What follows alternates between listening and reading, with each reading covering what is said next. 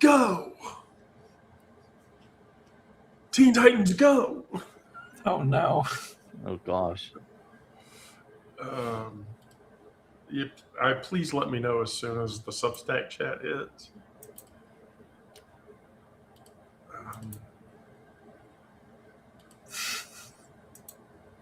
There we go. Okay, we're good. Yep. Okay.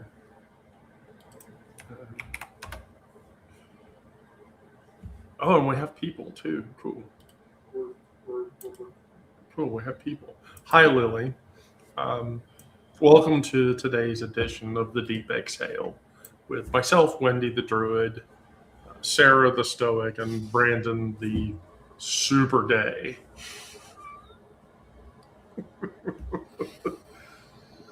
Brandon, who is super gay. I'm just gonna point that out. Super gay. Super gay. We need to get Brandon a cape. Oh yes. Yeah. There we go. So there's everybody's titling going on there. Lily Bees, I'm doing well. Well, actually, I'm not doing great, but we're going to talk about that.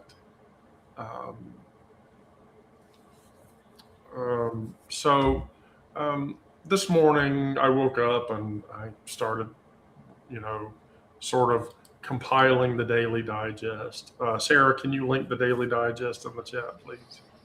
Yeah, I can do that. And I thought about this. My phone already knows where I went last night and what I watched on TikTok at 2 a.m. and probably whether I'm documented or not. So it turns out that if you're on TikTok, it's time to leave TikTok. TikTok has become fully ICE elite and fully Palantir enabled. So the US version of TikTok is now pretty well integrated into tracking everything. And so I spent the morning working because I'm working a job and watching the Bad Bunny in the background, watching the Bad Bunny Super Bowl replay, because I don't care what anyone says, Bad Bunny put on a fabulous halftime show, and it was amazing. And anyone that tells you different is bullshit. I promise you. And so,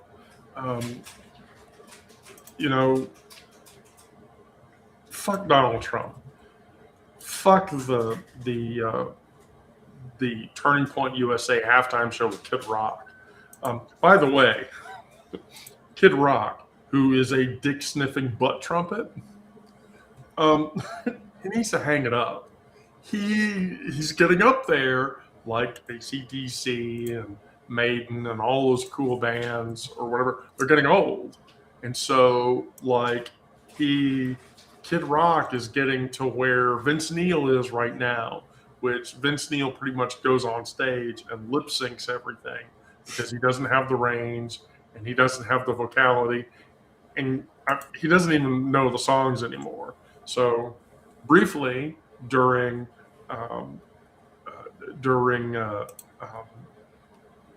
Kid Rock's Turning Point USA halftime show, Kid Rock stopped singing, and it was very clear that he was lip syncing because the music was keeping up with him in a Milli Vanilli moment, and I thought it was just okay, this is stupid. Just complete and utter trash. So going into that, let's talk about survival. And so injury. Back in 1905, there was a labor movement slogan that was coined saying an injury to one of us is an injury to all of us. And that remains true today. This wasn't just a slogan. It was a tactical analysis forged in factories where bosses weaponize division to break strikes up because, you know, unions weren't a thing back then, and they needed to be. So they understood what the system hopes that you'll forget when they come for the immigrants, when they're testing tactics that they'll use on you, when they slash HIV funding. They're normalizing healthcare as a privilege instead of a right, and that's wrong. And when they let forests burn, they're betting that you won't notice until the smoke reaches your neighborhood and chokes you to death. The architecture of oppression doesn't stop at the first target. It hits the first target, and then it expands a little more, and then it expands a little more, and it expands a little more, until it gets so wide that it includes everybody that the system wants to go away, you, and leaves whoever else intact. Today's ICE raids are tomorrow's police state. Today's data harvesting builds tomorrow's social credit system. Today's climate sacrifice zones map tomorrow's uninhabitable regions. The system survives by convincing you that your zip code, your documentation status, your HIV status, that your bank account, these things separate you, your fate, from your neighbor's fate, who could be completely different. That's the lie that keeps the machine running. And when you're exhausted and you're tempted to think, at least they're not coming for me yet, that means that they will come for you eventually. Solidarity isn't charity, it's self-preservation. Your liberation, my liberation, Sarah's liberation, they're the same project. It's the same effort. Every time you accept that my suffering or someone else's suffering is acceptable, you're greasing those wheels that will eventually roll over you. Because when they're done with me, when they're done with the immigrants, and when they're done with all the trans people, who do you think they're going to go for next? That's not idealism. That's pattern recognition. An injury to one is an injury to all of us.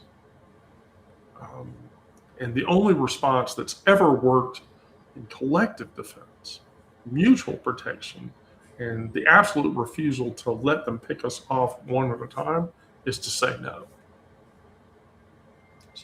And so that begs the question, when did defending another person, queer, trans, or progressive, feel like you were defending yourself? And so, Sarah, can you take care of that one? Mm-hmm.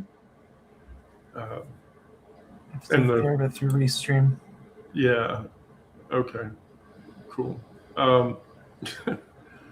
Boy, the YouTube chat is amazing today already.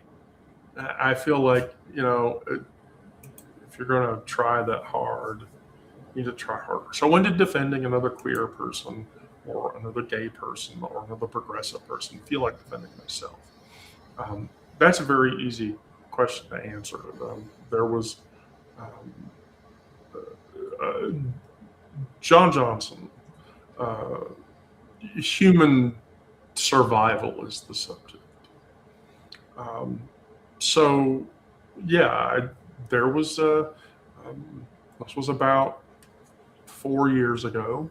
It was very early in my gender transition, and I was in a restaurant one day, and I had just started wearing dresses and doing my makeup, and I knew I wasn't spot on. I was expected to be the target, but I was sitting in a restaurant one day, and there was another queer person in the restaurant, and a guy walked up, to this person and said a bunch of slurs and shit.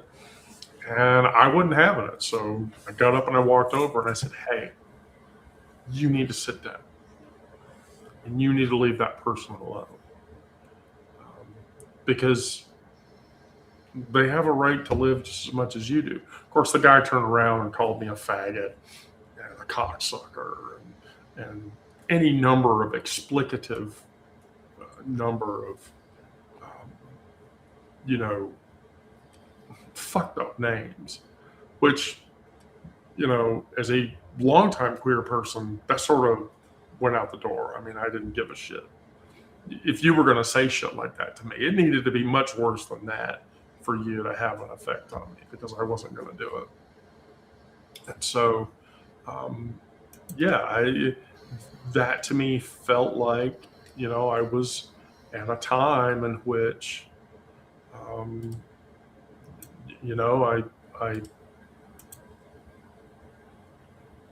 I was having a positive effect by doing that, but it felt like me, which is true, because then every other time that I got attacked by somebody or accosted or called a sissy or called a tranny or whatever else, it was just a repeat of that experience. And so that creates this uniform experience that affects us in this way, and it's profound. It sort of harkens back to the idea that solidarity isn't charity. That it is self-preservation. We're just doing it in a group. So.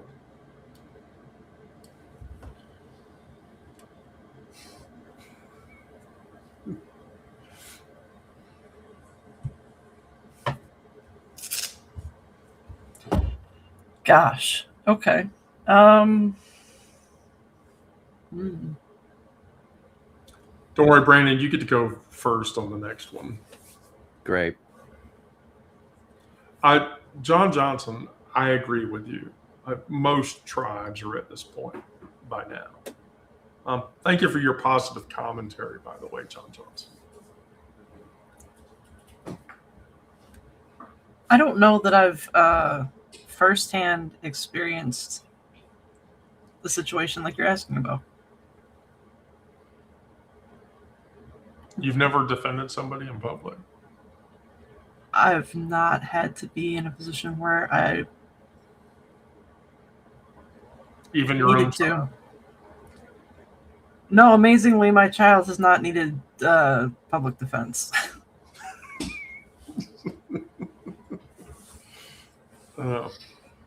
Has never needed public defense, really? Really.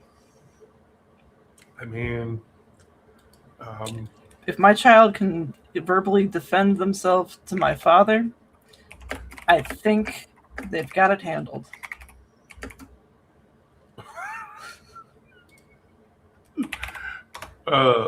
Why is that?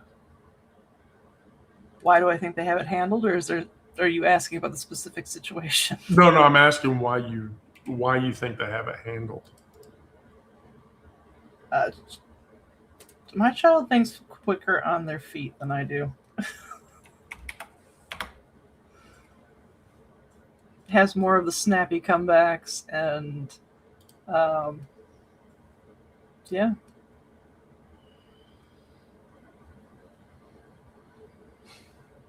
Okay, I mean, that's an acceptable answer. And it's good that your child has that introspective perspective, I guess is the word. So, Brandon, have you ever had that experience? I'm in the same boat as Sarah, really. I haven't experienced that anywhere in public. I haven't seen it happen. I even tried to make it happen, because I went to the Topeka Pride Palooza last year, and I expected to see protesters, and my intention was to go to talk to one of them, and on live video and ask them why they were there and things like that, but there weren't any there. And I was kind of surprised, especially being in Topeka and the church there and everything. I mean, I know they're not as active as they were when that fuckhead Fred was there, but I don't know. I was surprised, but I didn't see any.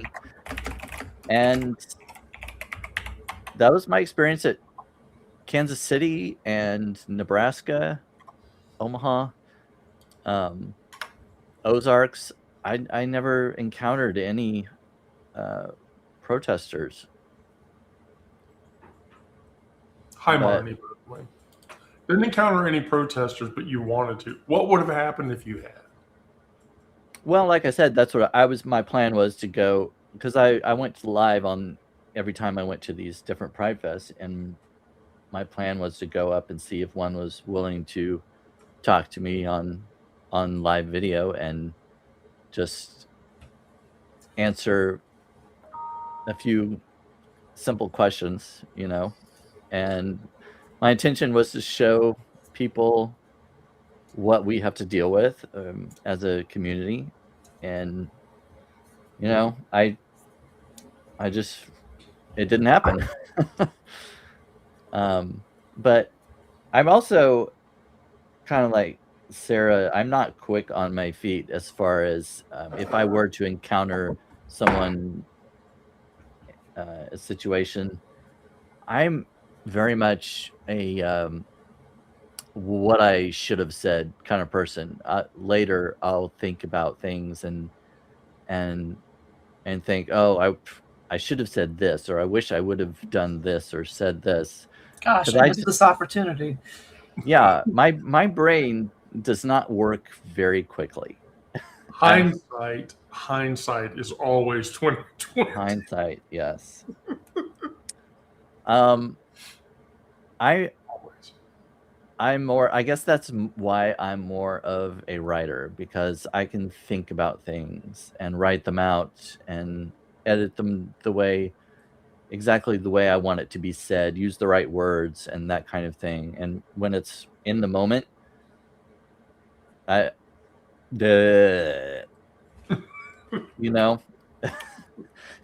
of like what I was saying, I don't know, last week or the week before or something, when I was asking, could we get some questions beforehand? Because I can't.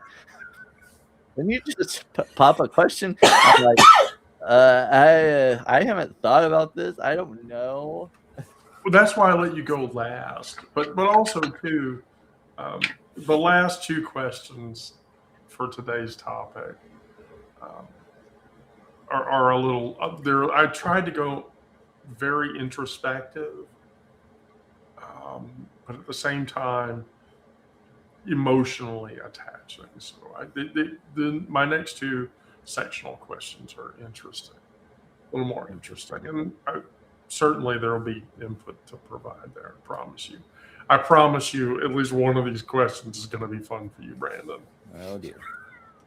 But so times I wish I had, so I have to share something. So this is a picture of here. This is me, very early transition.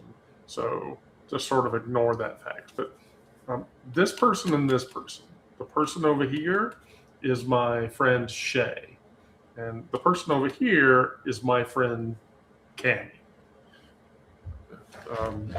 Pseudonyms, of course. But that year at Pride, we were in Piedmont Park. Pride was going on, and so they had like the street preacher people that were there, and so Shay and Cammy walked up to one of them, and I so wish I would have followed them up there to get video of this, because it would have been priceless. But said to the street preacher, "We're both trans," and then they threw arms over each other and made out for a minute in front of them.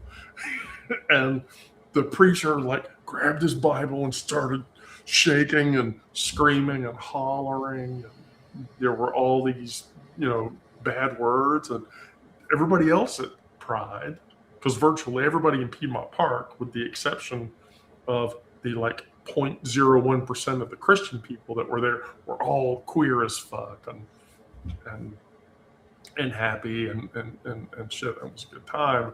Got all around my two friends and were like, and then this one leather-clad bear walked up, I think, the way I heard it, and told the guy to shut up or something was going to happen. And so that's like my quintessential story about somebody that using their identity to defend other people of a similar identity happened. And so that was a real powerful moment. So my next quote is, "It is our duty to fight for freedom. It is our duty to win. We must love each other and support each other, and we don't have anything to lose but the ties that bind us." And so that was Asada Shakur in her own autobiography. And so Asada wrote those words while being hunted by the state, while living with a target on her back, while knowing that survival itself was an act against the systems. Systems in that time, by the way, that were keyed specifically towards her erasure and her elimination. And so, she said, fight, win, love, and support, all in one sentence. And she named exactly what we were breaking, the ties that bind us. Today, when they tell you surveillance is safety, when they tell you that extraction is progress, when they tell you that to be patient while they dismantle your rights, one executive order at a time, it becomes necessary to remember Shakur's words. Fighting doesn't mean you're destroying yourself in rage. It means showing up for each other when the state won't do it, because it's very clear the state doesn't give a shit. They don't care. Today I read an account about a 61-year-old homeless guy who was ejected from the hospital for being homeless. He was still in his hospital gown, didn't have any shoes on, and at 61, quite literally died in the hospital parking lot in a wheelchair. That's how much society cares about what it doesn't want in it. And so, no, Sin City, you're right. No one is coming to save anyone. And the system is against you. I hate to break this to everybody, but Discord announced today that basically going forward, Discord is going to require a facial scan or a government licensed ID to continue to use features in Discord space. So, no, I'm not going to give Discord my data. Fuck them. Fuck systems of surveillance. Fuck systems of control. So find other spaces. Find spaces where you feel safe. I'm a techie. I'm on the verge of setting up a Matrix server so that I can have a secure, I control it space that allows for Discord-like behavior that is not controlled by anybody but me and completely open and free. That doesn't charge you money, that doesn't track your where you are, doesn't do anything with your geolocation data, and is encrypted and keeps you safe and allowed to communicate with who you want to communicate. Because honestly, that's where it's going. So each time you choose solidarity over self-preservation, you're winning. That's winning. The ties that bind us are real, but so is our collective strength to break them apart. That's the armor and the shield that we have: duty, love, support, and the absolute refusal to accept bondage as permanent. And so that begs the question, who was the first person that showed you that being a queer, trans, or gay person was what you needed and what was worth fighting? And for me, two factors. The person that taught me that being a queer person was worthy fighting for was the bartender at Mary's in East Atlanta. And, I was a very young, burgeoning queer person at the time. And the second person to do it from a trans perspective was, and I've talked about her before, was a girl that lived in the neighborhood that I was living in at the time, Carolyn Cossey, who was an early transit. She transitioned in the late 60s, early 70s.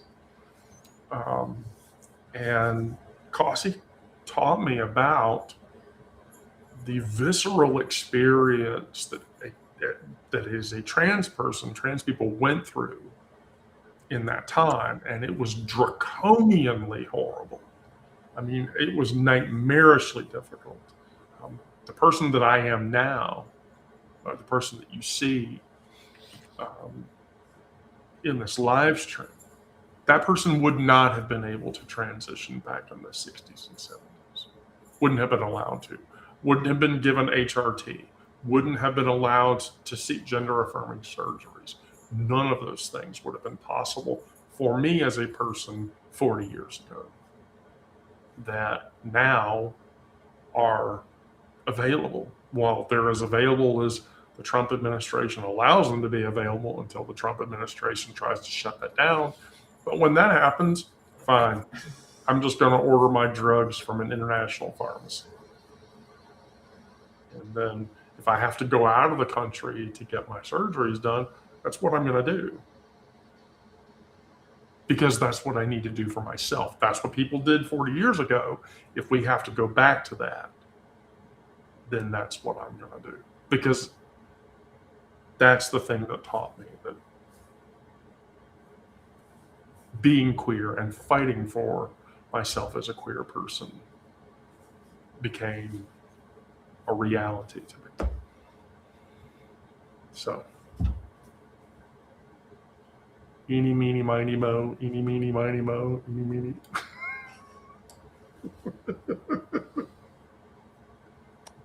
I guess I'm the Mo. Mo.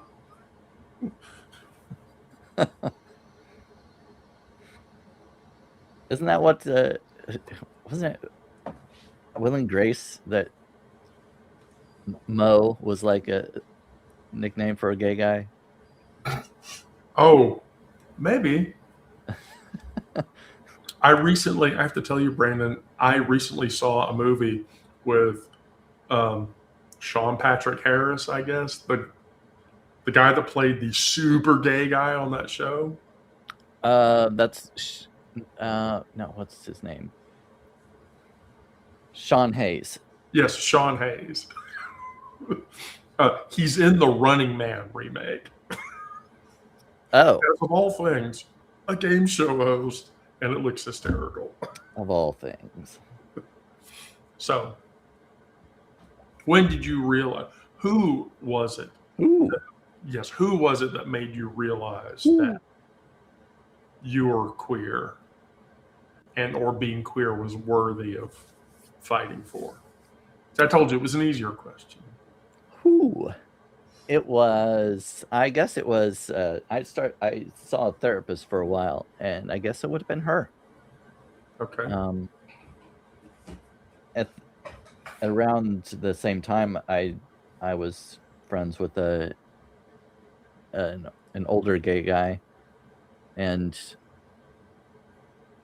that kind of helped too.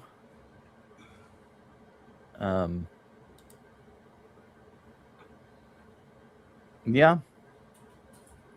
I mean, it's a it's a short and simple answer, I guess, but yeah.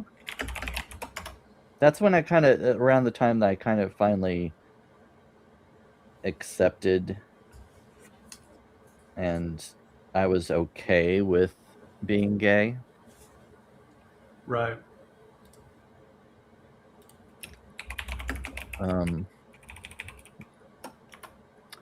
Yeah. I don't know. That's the who. I mean that's the who. Sarah, who was your who? Who was my who? Who? I don't know that I can say that there's a specific person because it's kind of just become. It's just been a realization that's been happening gradually. I can't even say realization because the more I like dig into things, the more I'm like, it was just a matter of accepting it.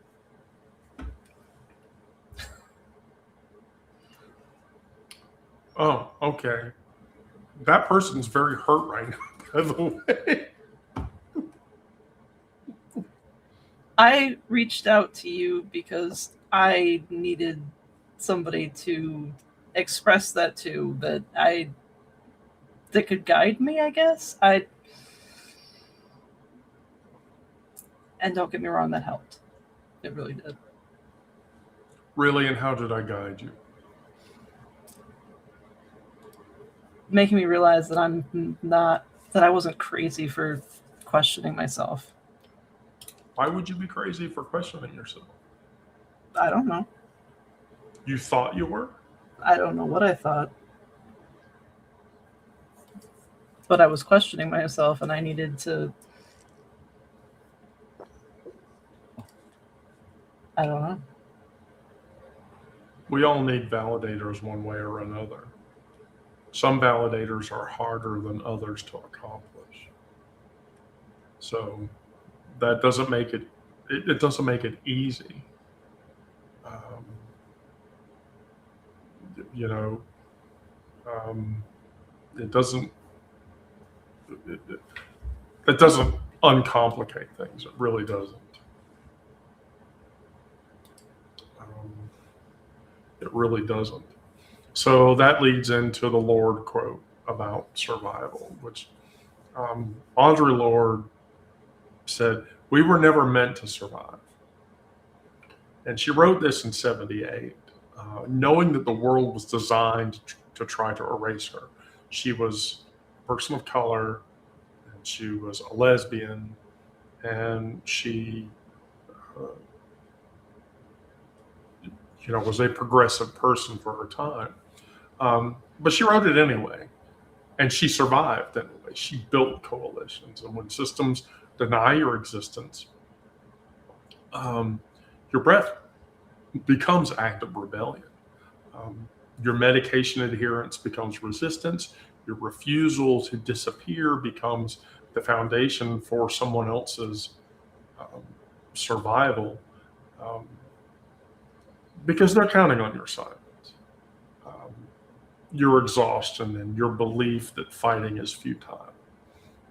They take discord away, we find another solution. They take TikTok away, we find another solution. And those solutions protect us. Those solutions keep us safe. And those solutions allow us to express ourselves in this way to all of you that are listening, and to those that need to hear it. Because all of my insecurities and all of the things that I'm feeding into, are just as visible as anyone else that experiences any of those conditions. And so, there's other people that need to hear that. I'm proving them wrong. Survival in a system designed for your elimination is the most profound fuck you that any person can imagine. And as defiant as I am to not be crushed out and stamped out and erased. Every one of you should be the same way, should feel the same way, should be able to express in the same way. And there's a part of me that just won't stay quiet. So, in as much as we were not meant to survive, what part of myself refuses to stay quiet? Well, that's easy. I mean, Sarah can confirm this right here in front of all of you. My inner mom refuses to die. It won't go anywhere. It happens when I walk into the kitchen of my home. It happens when I see my kids. It happens when I see other people who are in need and who are in need of support. And those are very hard things to reconcile because, it's not difficult for me to reconcile them. It's difficult for me not to do them. I told a coworker today, what do you need to get through the day today? And he said to me, Wendy, you're such a mom. And I said, yeah, because my mom energy is free. Because I have an abundance of it to give to people. Do you need me to just sit and listen to you? Great. I'll just sit and listen to you. Not every so often. But sometimes that's needed. And so that's the part of me that no matter how depressed, how sad, how panicky, how anxiety ridden I get, at my core, that will always be there. And it will never go away. And my hope is that my kids will have that same energy so that when I am no longer here, they can pass that tradition.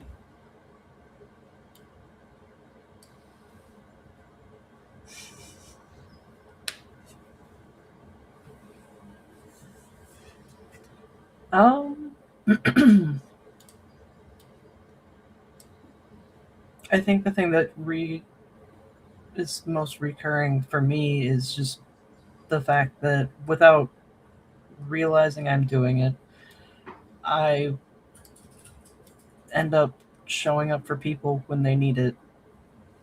I don't know what to call it. I don't know how I know I need to do it. There's just times where I end up reaching out to people at the time like that they specifically need it. And making impact without realizing it. Well, you're doing more than most of us. You're already doing more than a bunch of other people should be doing. So you should see that as positive.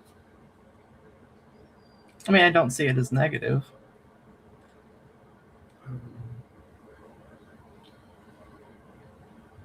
Yeah, Sin City's right. Mom instinct. Can't ever get away from it. I don't know that I would want to. Sarah, I don't think that's any good. I think that very same feeling is very much similar and very much the same. So,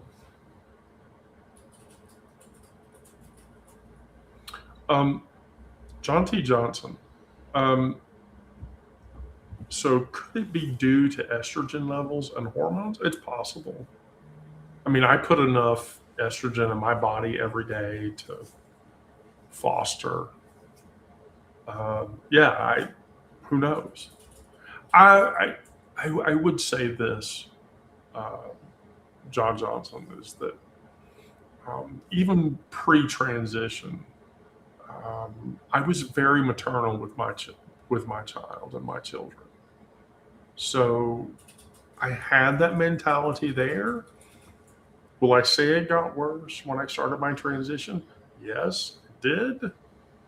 But at the same time, I think that desire was there. So, okay, Brandon, your turn. I think I missed the. Oh, what part of your gay or queer self refuses to stay quiet? Oh. What part of it? I mean, my guesses would be your funny bone, but I'm not going to make assumptions. Yeah, I guess I could.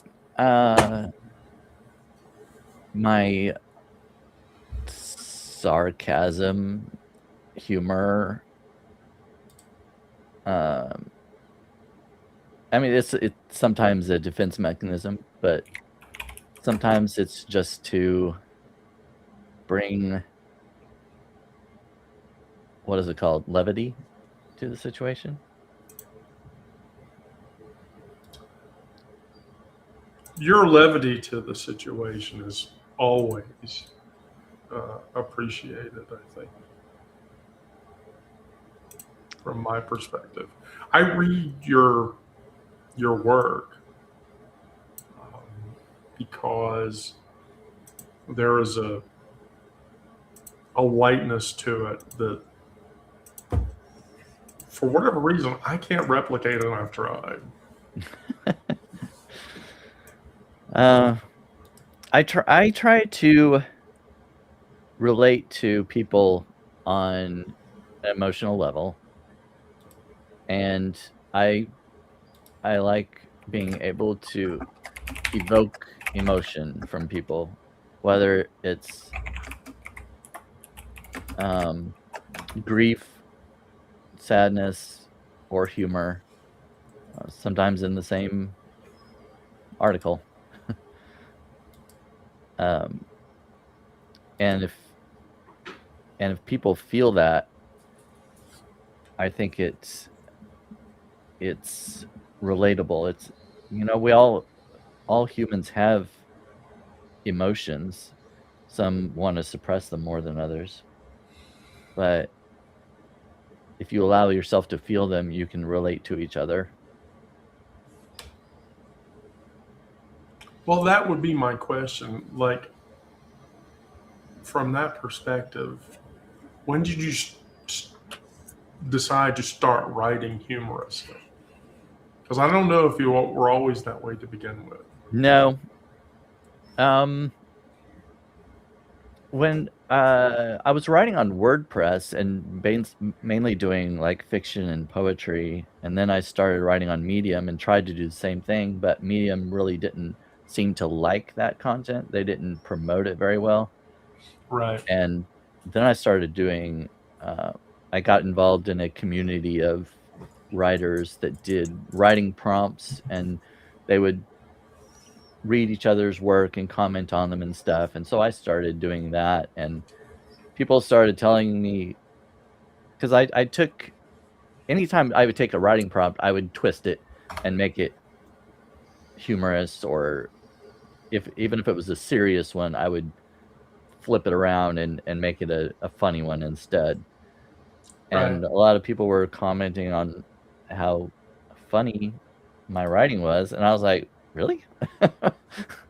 So then I just started leaning into that and writing more of that. And yeah, then when I came to Substack, that's what I focused on.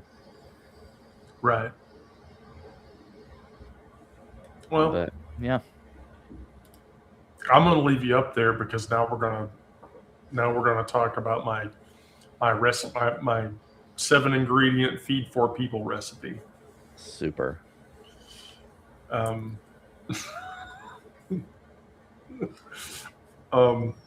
ingredients? Well, yeah, but you won't feed 4 people with this one, I don't think. Are any of them kale or beans? No kale. Oh, all right. But beans? Beans? Yeah. What kind of beans? So chickpeas or Well, another kind of bean.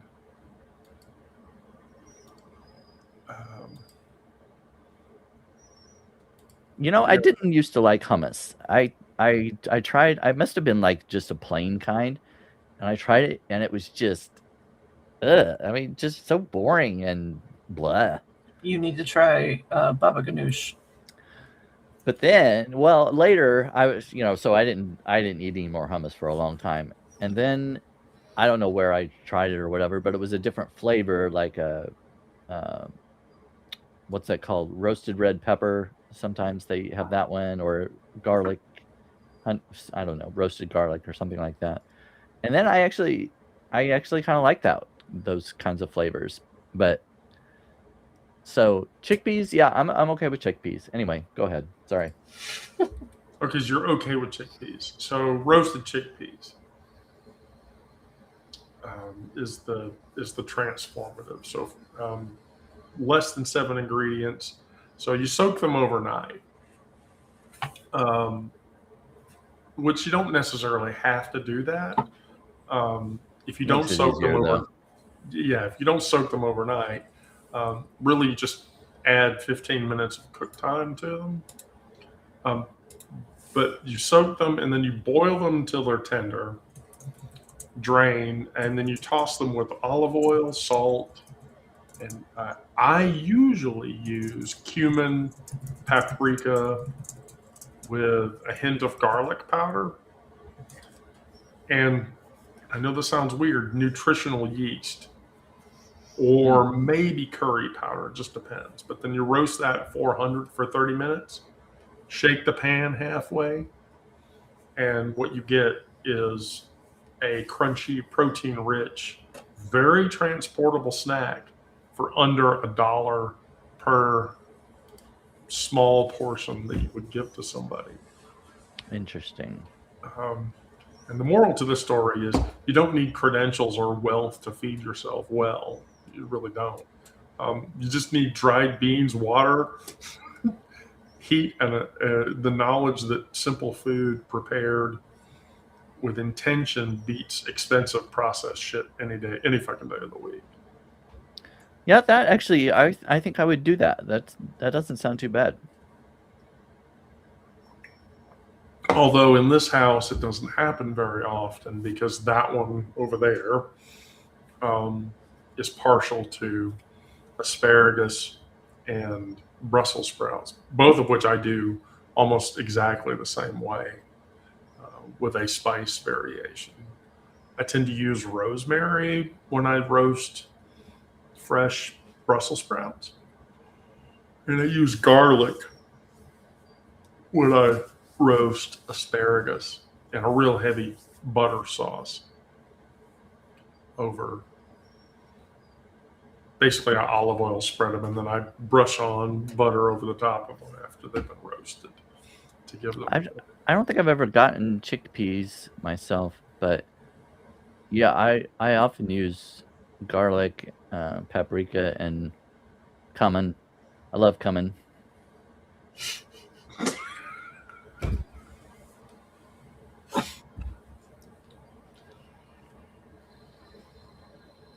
Cumin. Oh, that too.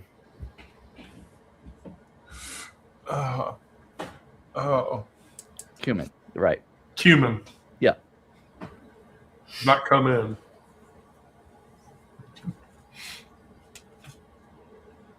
Brandon, I'm curious why you haven't let Jesus come inside you yet. I did years ago. You did? Yeah. Did he do Pentecostal church? Pentecostal. Did he do it more than once and every day? Because no. Okay. Well, that's a one-time thing. No, that's no fun. Gosh, why would anyone do that? All right, so now I'm going to pick on Sarah. So the continuing the methodology behind seed collection. So the question becomes, Sarah, how many seeds can I get out of one organic bell pepper, one organic tomato, and one organic squash? Wow. A lot. Okay, a lot. How much is a lot? Enough to sprout more plants than you can probably care for in a season. From one Of item? each of those, yeah. Yeah, from one of each of those. Yeah. Especially the squash, because those plants are huge. Well, like with a squash, can I get a rail bedding and grow those? You're talking about like a lattice? Yeah. Some of them are better for that than others. Some of them are just better to have on the ground. It depends on how heavy the gourds are. How heavy the gourds are. Yeah, because How big are your gourds? Yeah, you don't Or- want to suspend something like a pumpkin, you know? No. I mean, you can. They have nets for that, but I'm about to move into a 3rd or 4th floor apartment. I would like things that I can grow in railing pots or railing riders. I probably wouldn't plant a squash in a shallow planter. No, yeah, you'd need a And same thing with tomato. If you're going to do tomatoes, it's going to need to be in a bucket because they've got a long taproot. right. You could hang a bra from your trellis to support your heavy gourds. Yes, you could.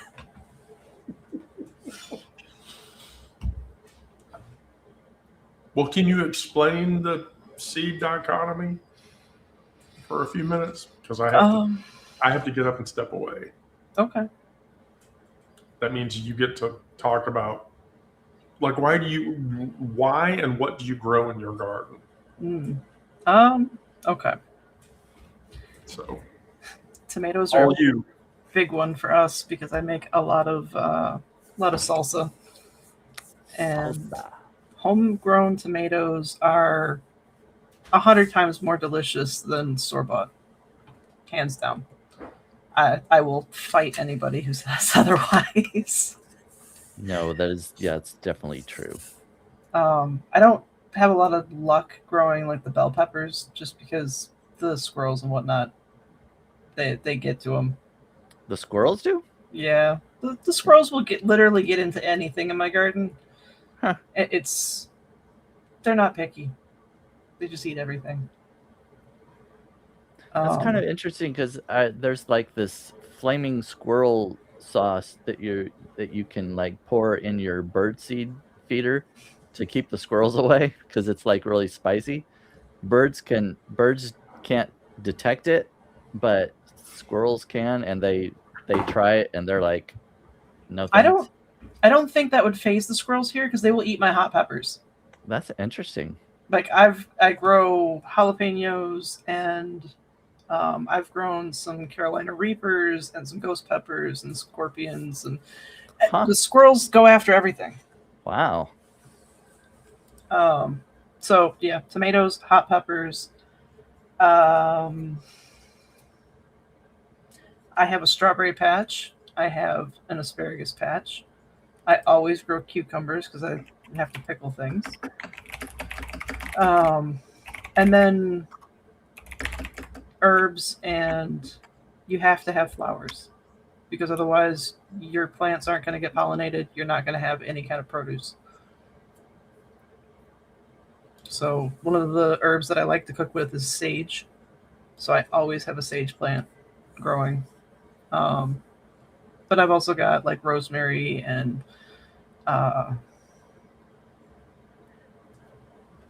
I like to grow cilantro because some people like cilantro in their salsa, but I also grow parsley because I make with and without. Oh, you make salsa without cilantro? Yeah, if it's requested, yeah. My cousin often does. Do you sing the song when you put that stuff in there, like parsley, sage, rosemary, and thyme? I'm not familiar with that song. Paul, isn't it Paul Simon? No, it's Simon and Garfunkel. Peter Paul and Mary. Peter Paul and Mary. Yeah. Peter Paul and Mary. By the way, I used to be in that band, but they kicked me out because I wanted to name the song parsley, sage, rosemary, and Lowry's seasoning salt, and they didn't like that idea. Doesn't have quite the same ring, really. But really, like any kitchen would be completely complete with parsley, sage, rosemary, thyme, and then cumin and paprika. Like those 6 would be enough. I like to experiment with growing different things too, though. Yeah. Majoram, are there people that use majoram in cooking? I never do, and I have an entire jar full of it. Why do you have a jar full of it if you don't use it? Well, I mean, jar, like little grocery store container of majoram. But I've never like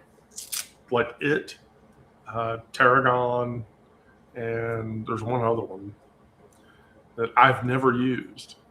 It sounds like you got a recipe that called for that, and now you're stuck with this jar because you couldn't find a smaller batch.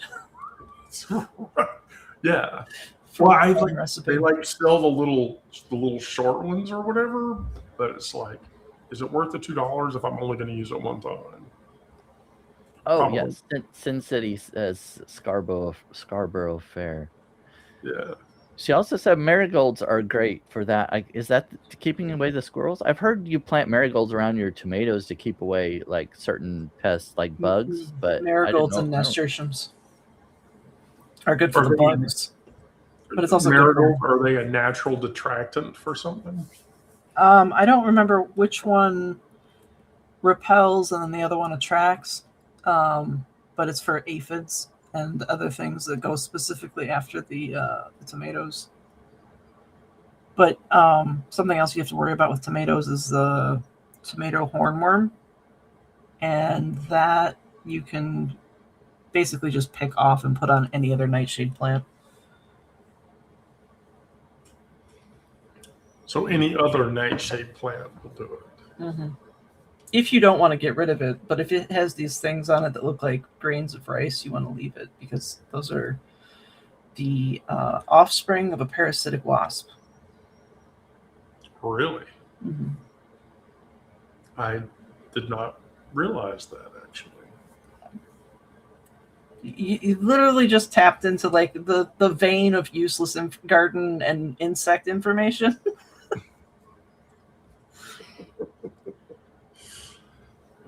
Well, I mean, these are things I don't.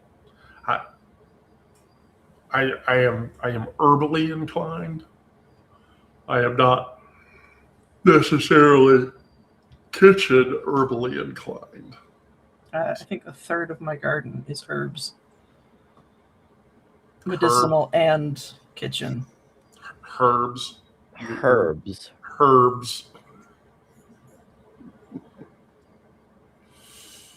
Is that like horse deveris or whatever? What? Hors d'oeuvres. Oh. Yeah, horse hors d'oeuvres. I don't know. I don't have a highly esteemed opinion about the French language. I'm not a French language friendly person per se. But that's only because I got chastised by a German McDonald's worker over saying pommes frites the wrong way whilst I was in Munich. Because when I looked at it, I thought, well, a German would pronounce this pommes frites. And they said, no, pommes frites. And I'm like, I'm not in France, I'm in Germany. Why? Because languages. Here's another interesting useless fact. I didn't realize this. There are very few, probably less than 5 words in the English language that end with the letter U. Like impromptu is one of them. Menu is one of them. But get this, those are not original English words. Menu and impromptu, I think, are both French borrowed words that never changed their lettering. Guru. Yeah, guru. I think guru is a French word too. Hmm. Um, Well, now, would you say tortilla? Because we're not in Mexico. No. Of course, tortilla. Of course, I have said tortilla before, but I was being funny. Yeah. I mean, yeah, Sin City horsey divers. I mean, cultural appropriation is what it is. So, if we borrow words, my big thing is not saying the word correctly. So, like when you pick up a newspaper and you open the newspaper and there's this big thing in the middle that says Macy's. What do you call that? Begins with an A. An ad? No, the longer word. Advertisement. Yes, advertisement, exactly. But does anybody say that? Very similarly to, and I love this one. Sarah, what's the second month of the year? February? February. There's an R in there. February. I pronounced that R. But almost no, like a large body of people do not pronounce the extra R. They say February. I just put that in an article that I think I published today. I pronounce both R's in February every time I say February. February is the pronunciation. Oh, can you handle my lightweight for me, Sarah, please?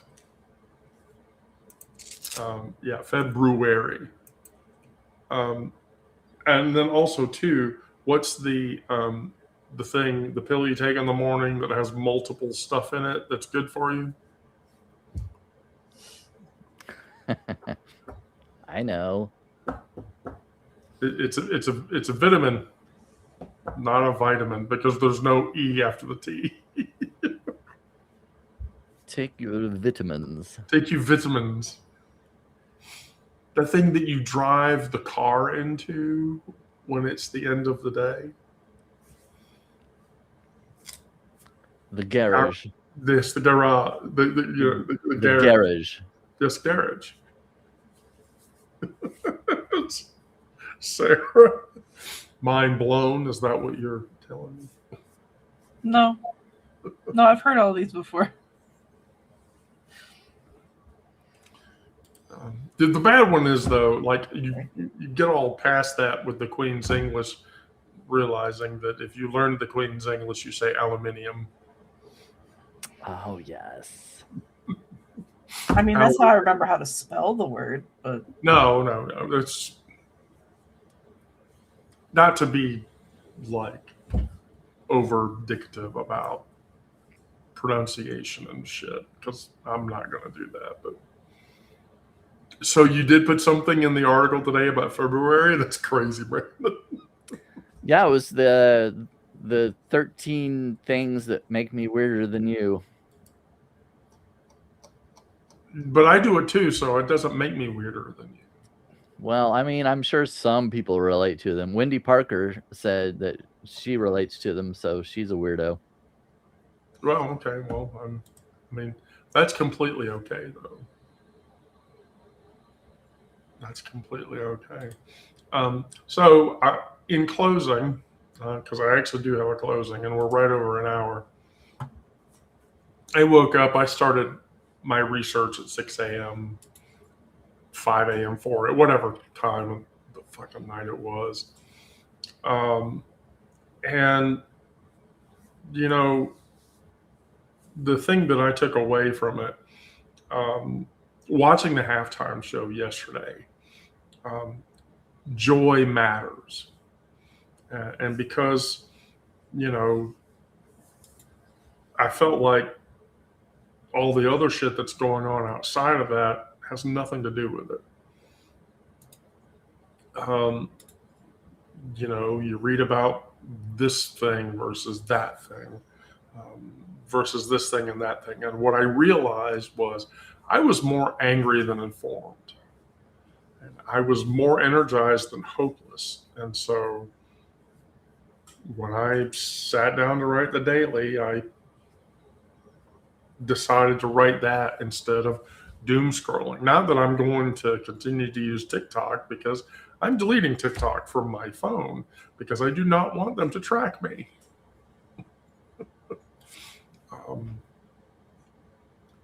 But that's my survival at a glance, is that I realize I'm using the energy that I do have in a positive way, and that's what I will continue to do. I imagine it'll be the same for you, Brandon, or the same for you, Sarah. Would that be a fair assumption? Yeah. Okay, so now we're at the end. I get to ask the question. Oh, look, we're over an hour. I think. No. I get to ask. 6 minutes over. I don't know if people can hang on any longer. Did you meet the guy? I met the guy. Ooh. Finally. Be still my heart. Oh, my heart is all aflutter. I was a little nervous, actually, because it's been a while since I've been on an actual date. Because I don't consider hookups and one night stands to be dates or relationship kind of things. So Right. That's fair. Yeah, that's completely fair.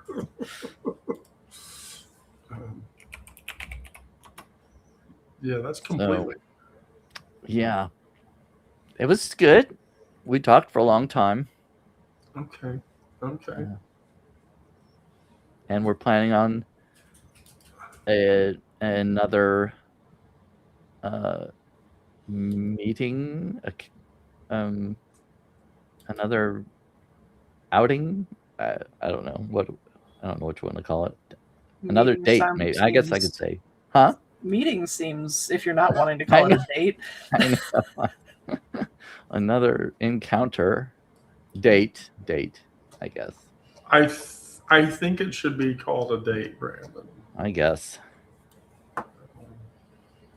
I feel like that should be called a date, not something else.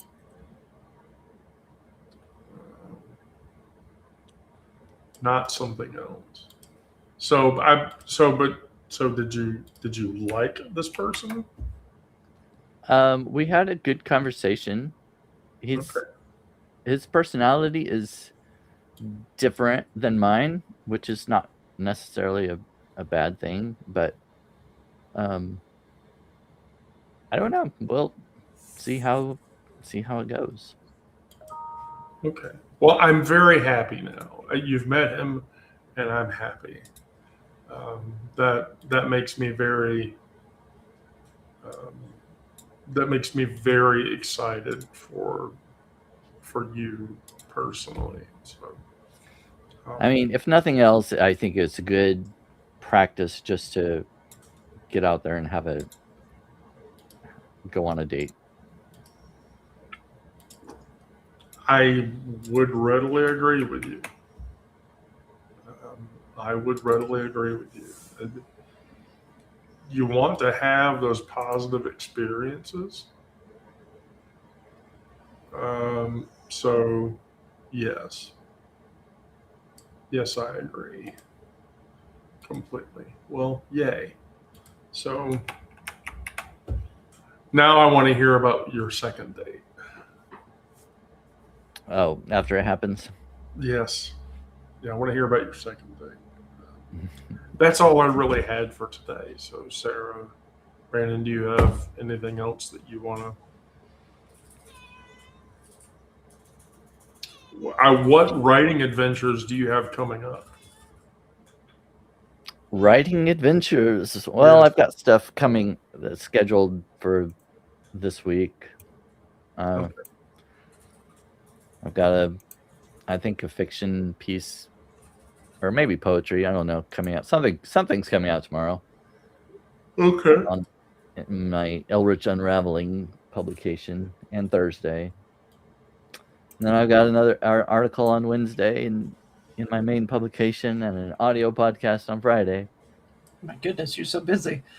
I know. And tomorrow I've got Tuesdays with two gays. Oh, that's right. Tuesdays with two gays. So, Yeah. So Sarah, when is your next Cookie Chronicle gonna hit? Ooh, that's a good question.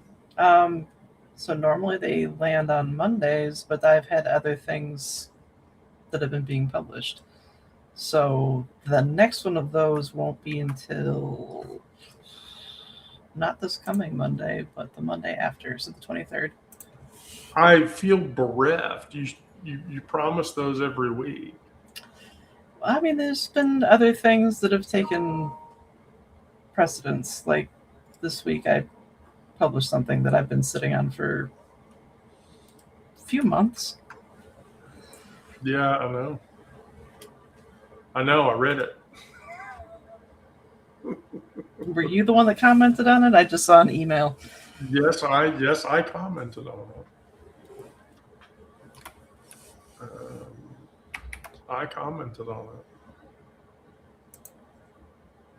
So yeah, that's every level of I was excited to. I very much enjoyed. I very much enjoyed reading that read. It was a very exciting read for me personally. So, yeah, when you, I will equally become overjoyed when the next Cookie Chronicles hits, because I expect those every week, and if you don't do that, I feel deeply hurt on the inside. There's something published every Monday at like 1 a.m. Whether it's a Cookie Chronicles or not is dependent on what's been written recently. I mean, I understand. I'm not trying to complain. I'm just complaining. I'm just complaining. All right, well, cool. Well, I can't wait for both of your perspective works, because Sin City, I am going to probably drop off from Substack entirely here in about 4 or 5 months, because Substack has gotten too toxic. I mean, on top of that, they had a data breach recently. Yes, they had a data breach, and I'm not going to be involved in a data breach. I'm not going to, no. Here's the thing. With Discord going facial ID, with TikTok going Palantir or whatever, I really feel like that Substack is going to be the next. Like Substack and the other social services, probably not Blue Sky, are going to go bend the knee of the administration and provide data, and I'm not gonna do it. Yeah, I'm not gonna broadcast to sources that use my data for its own benefit. I do this for the benefit of others, not for the benefit of the corporations that push it. So, I mean, as much as I like money and making money, I'm not going to continue to feed into that ecosystem if I don't have to, because that's unhealthy for me as much as it is anyone else.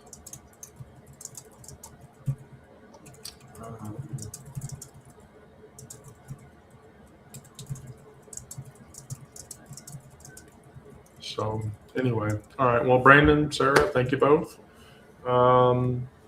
Thursday, if we can, if not Friday, we do. Okay. Okay. Thank you, everybody, for watching. Be safe out there. Do good things. Um, you know, try to do the best you can and get by with the best you can. And we'll be back in 72 hours, if not just 96 hours. Regardless, I thank you all. Be safe out there.